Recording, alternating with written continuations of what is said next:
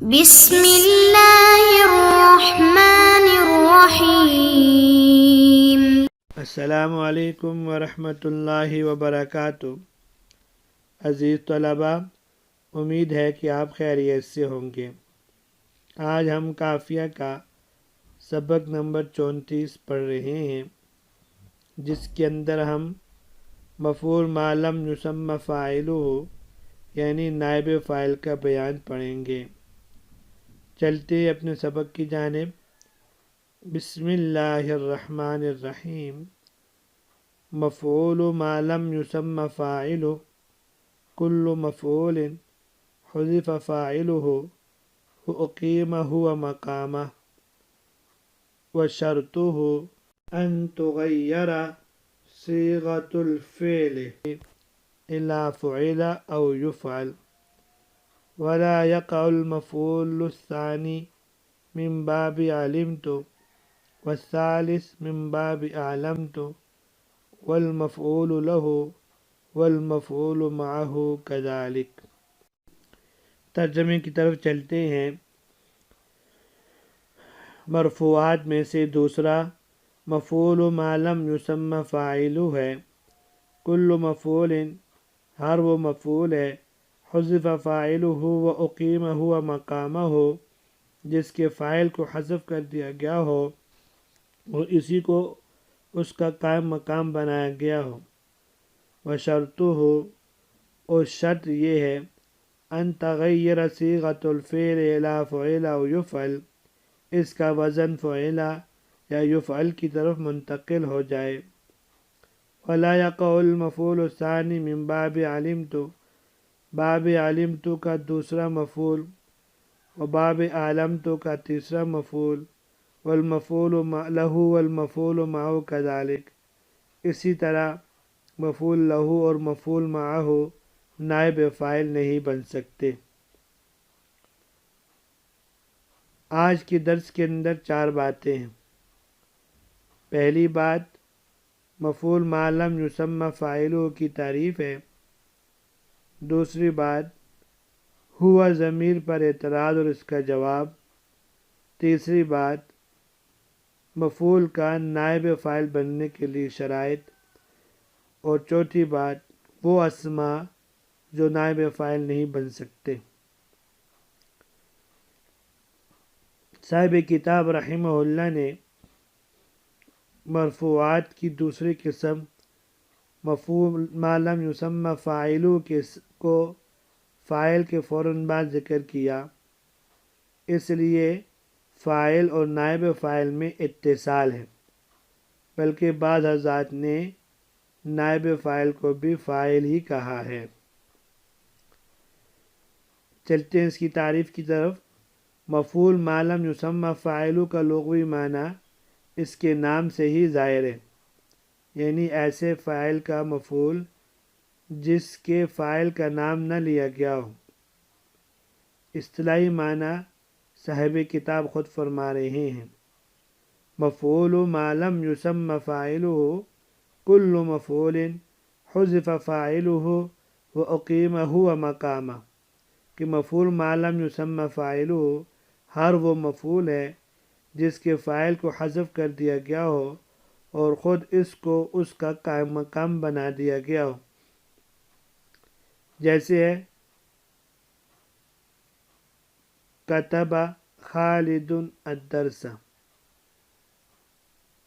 اب الدرس کو کتب کا نائب فاعل بنائیں گے کتب الدرس، اور جو فاعل خالد ہے اس کا اعراب اس کو دیا گیا۔ اب الدرس ایسا مفعول ہے جس کا فاعل مذکور نہیں ہے، اس لیے ہم نے اس کا نام رکھا مفعول ما لم یسمی فاعلہ۔ پوری دنیا میں ایسا کوئی فعل اور مفعول تو ہے نہیں جس کا فاعل نہ ہو، ورنہ تو یہ دہریوں کا عقیدہ بن جائے گا۔ ان کا عقیدہ کیا ہے کہ آسمان و زمین اور ساری چیزیں خود بخود بنی ہوئی ہیں اور کائنات کا پورا نظام خود بخود چل رہا ہے۔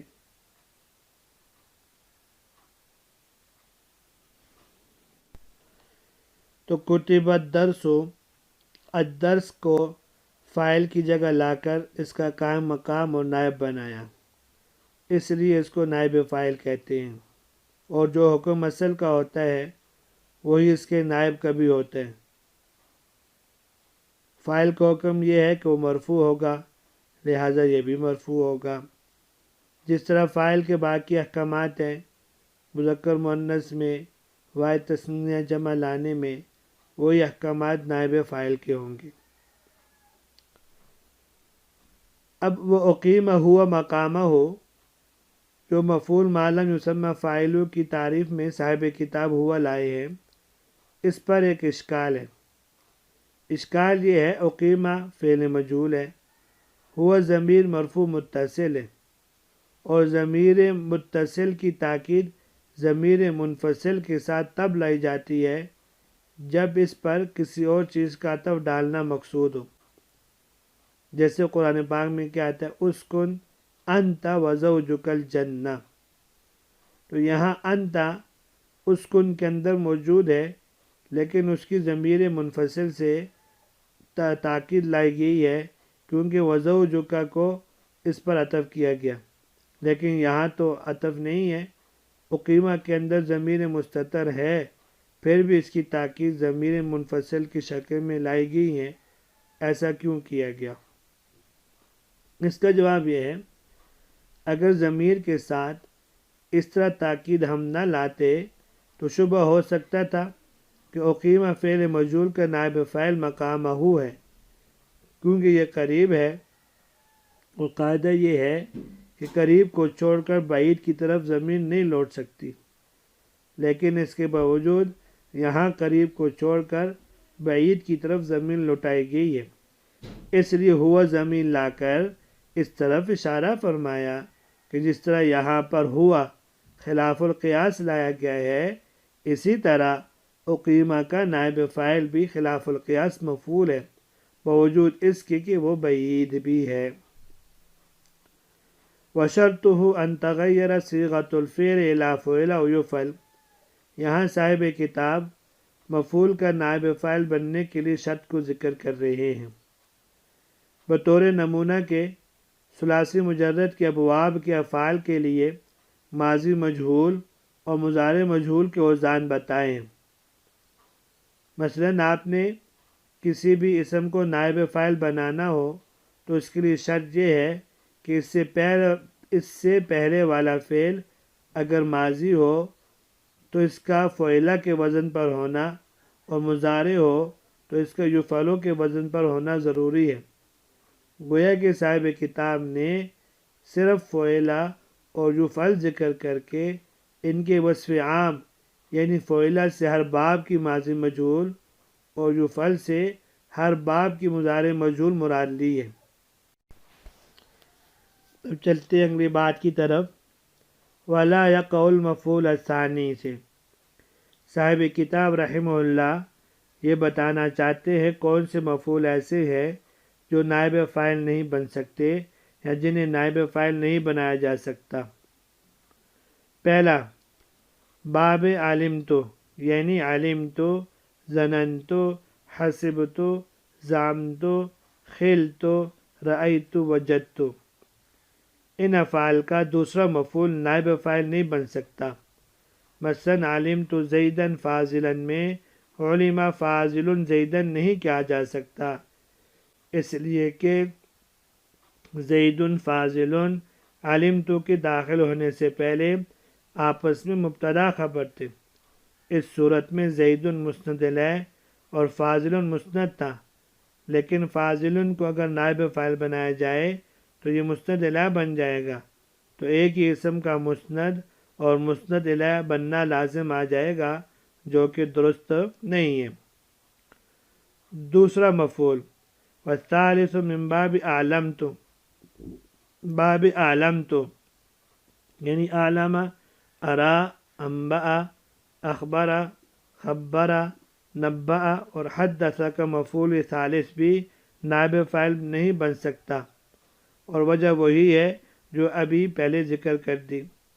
لہذا اعلم اللہ زیدن عمرا فاضلا میں اعلم فاضل زیدن امرن نہیں کہا جا سکتا۔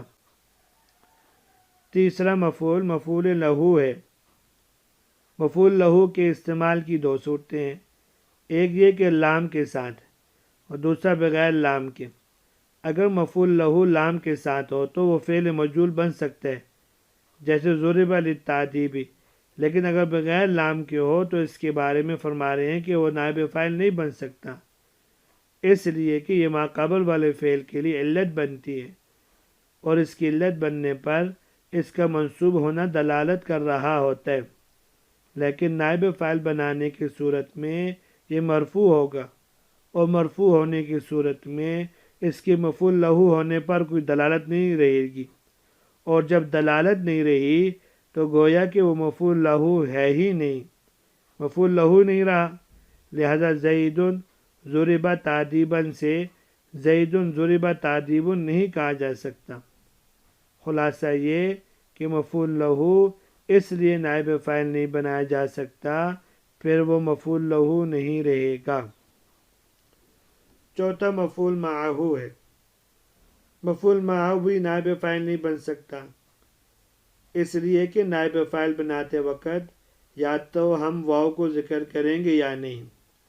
اگر کریں گے تو نائب فاعل اپنے فعل کے ساتھ اتصال چاہتا ہے، اور اس صورت میں اتصال نہیں رہے گا، ضرب والخشبہ تو نہیں کہہ سکتے، اور اگر واو کو ذکر نہیں کرتے تو وہ مفعول معہ نہیں رہے گا۔